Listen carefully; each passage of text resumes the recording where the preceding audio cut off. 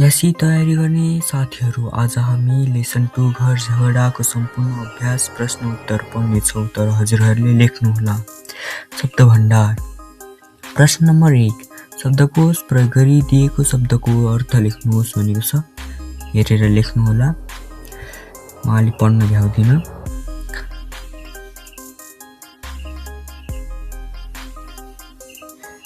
प्रश्न नम्बर 2 आएकै छैन हैन, अझ रहेको छ प्रश्न नम्बर 1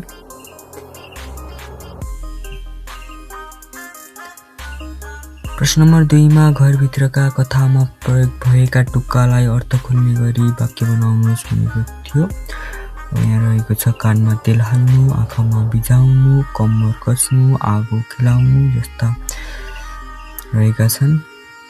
वाल पर्नु, तेल घस्नु, भासमा फस्नु, चोचो मोचो मिलाउनु यस्ता रमाइला रहेका छन् हैन। हेरेर लेख्नुहोला। प्रश्न नम्बर 3 मा दिएका उखान र तिनको अर्थ पहिचान गरी 5 वटा वाक्यमा प्रयोग गर्नुहोस् भनेको थियो।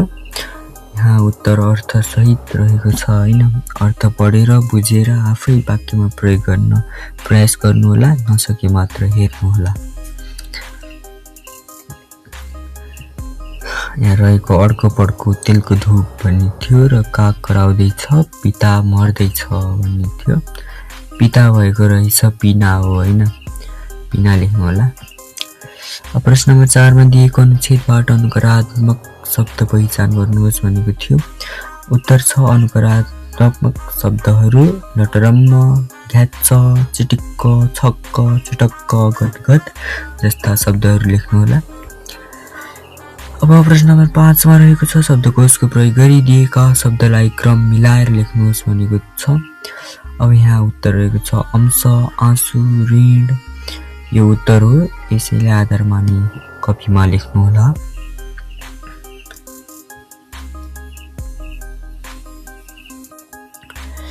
बोध र अभिव्यक्ति।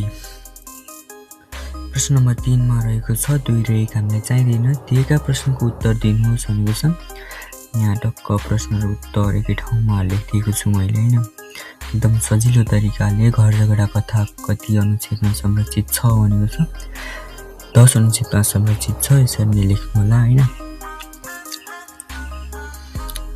अब प्रश्न नम्बर 4 दिएको कथांश मौन पठन गरी सोधिएका प्रश्नको उत्तर दिनुहोस् भनेको छ। प्रश्नहरू यस प्रकार रहेको छ। माथिको कथांश कुन सन्दर्भमा रहेको छ? यसरी एन्सर हेर्न सक्नुहुन्छ र लेख्न सक्नुहुन्छ। यस्तै रहेका ग र घ पनि छन् यहाँ।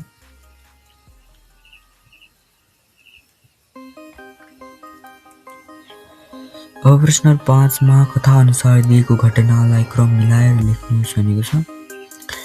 यहाँ प्रश्न रहेको छ, यसै क्रम नमिलाई अब क्रम मिलाएर यो हो एन्सर। हजुरहरू झुक्किनु होला फेरि।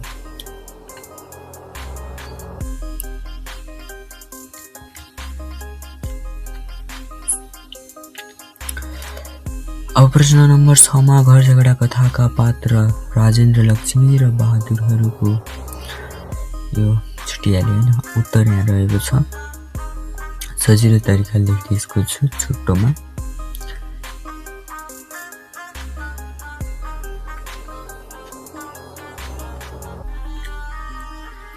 प्रश्न नम्बर 6 को ख मा कथामा वर्णन गरिएको सन्दर्भका आधारमा उत्तर लेख्नुहोस् भनेको थियो क्या हैन। मैले पढ्न भएन। उत्तर चाहिँ यहाँ रहेको छ।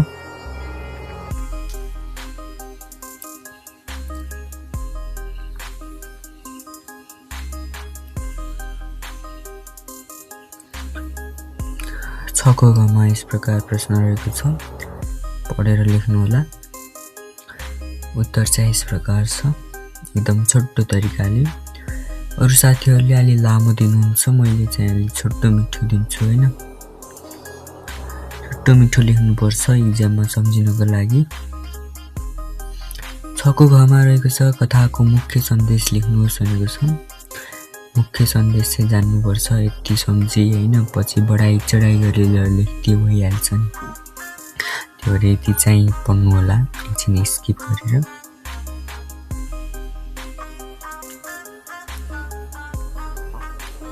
अब 7 मा रहेको छ राजेन्द्र लक्ष्मीले गर्नुहोस् कथांशबाट 4 वटा प्रश्न बनाउनुहोस् भनेको छ। यहाँ प्रश्नहरू यस प्रकार छन्।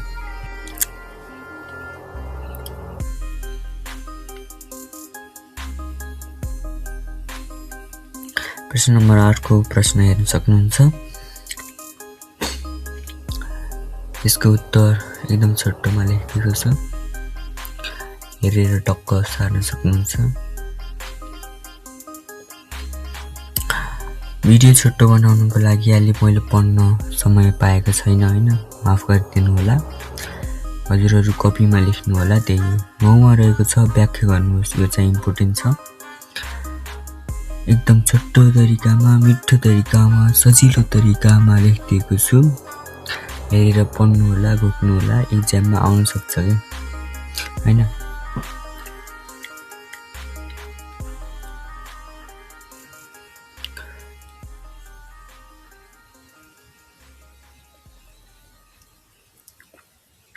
प्रश्न नम्बर 9 को ख को शङ्काको डोरीमा पिङ खेल्नु नादानी हो भनेको छ। यसलाई व्याख्या गरिदिएको छु। हजुरहरूले एक्जाममा माथिको प्याराग्राफ सम्झेर गए नि भइहाल्छ कि तलको त बुझेपछि डिस्क्राइब गरिदिन सकिहालिन्छ हैन। माथिको टक्क हेर्ने हैन, त्यसले सम्झाइहाल्छ नि।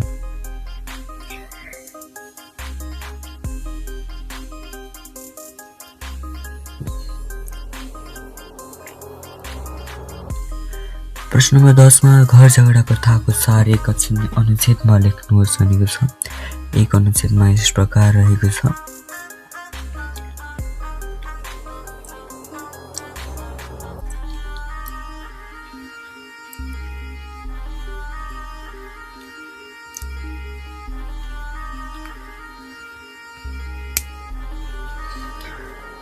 अब 11 मा राजेन्द्र लक्ष्मीले गरेका सबै कार्य राष्ट्रियता र स्वाधीनताका लागि एकदम राम्रो रहेको छ भन्न खोजेको थियो। अलि पढ्न भएन मैले। उत्तर चाहिँ यस प्रकार रहेको छ।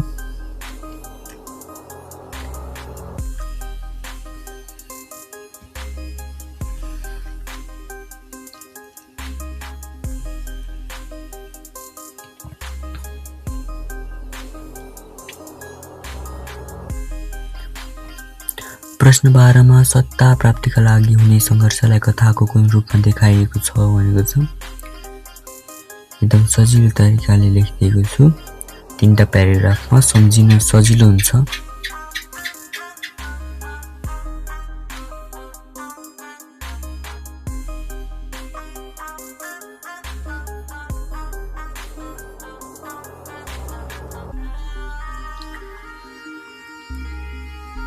प्रश्न नम्बर 13 मा दिएको अनुच्छेद पढ्नुहोस् र सोधिएको प्रश्न उत्तर लेख्नुहोस् भनेको छ।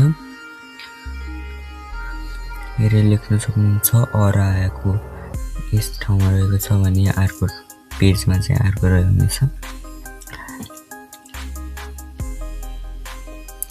अब चाहिँ ए र ई को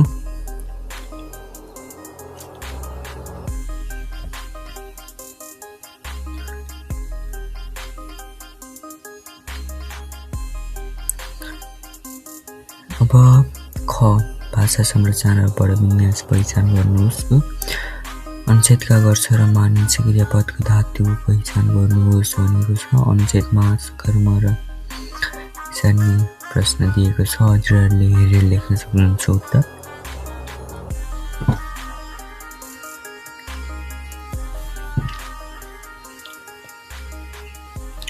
अब सुनाएर बोलाइ।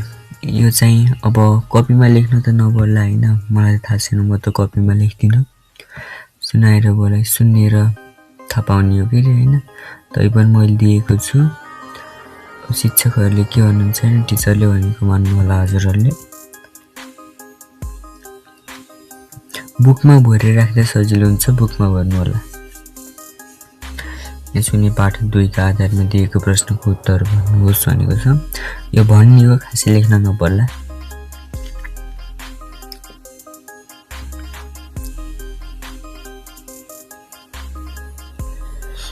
अब अब चाहिँ भाषिक संरचना र वर्णविन्यास यो चाहिँ एकदम इम्पोर्टेन्ट छ हैन। व्याकरण दिएको अनुच्छेद पढ्नुहोस् र सो दिएको प्रश्नको उत्तर लेख्नुहोस् भनेको छ। यो चाहिँ इम्पोर्टेन्टै लाग्छ मलाई।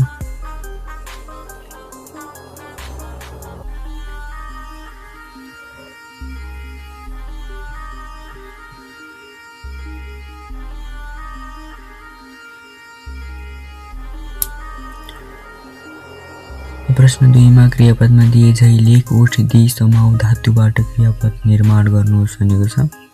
एन्सर चाहिँ टेबल फर्मेटमा टक्क हेर्न सजिलो होस् भनेर इमोजी सहित राखिदिएको छु मैले हैन।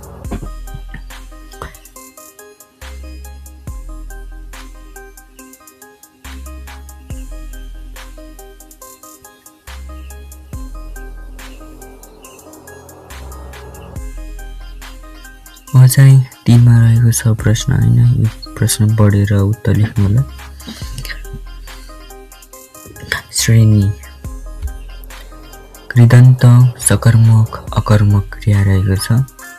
रूपहरू छुट्याइएको छ।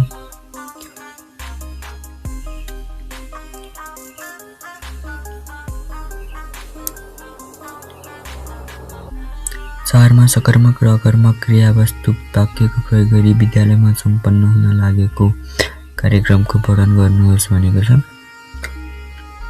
यहाँ रहेको छ उत्तर।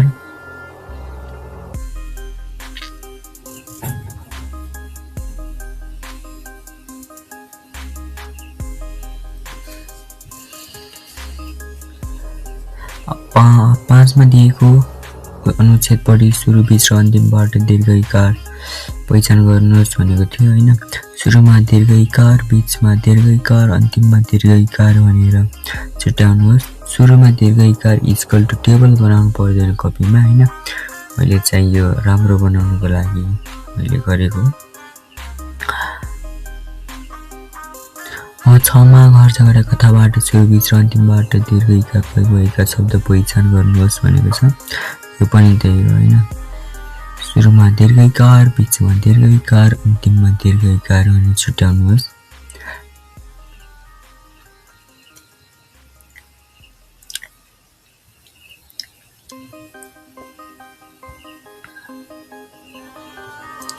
अब सिर्जना र परियोजनातिर लागौं। प्रश्न रहेको छ दिएका बुदालाई आधार मानी थर घटना प्रयोग गरेर लेख्नुहोस् भनेको थियो हैन। यो चाहिँ सिर्जना परियोजना कपीमा लेखेकै ठिक हुन्छ हैन। यो इम्पोर्टेन्ट पनि हुन्छ एक्जामको लागि। यो चाहिँ लेख्नु होला।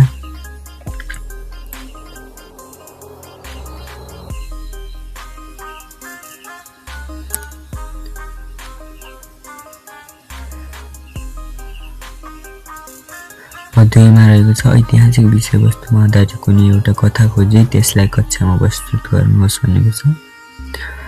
यो पनि म लेखिदिएको छु। पृथ्वीनारायण शाहको एकीकरण अभियान भन्ने कथा शीर्षकमा हेर्न सक्नुहुन्छ। लेखेर जानु होला हैन।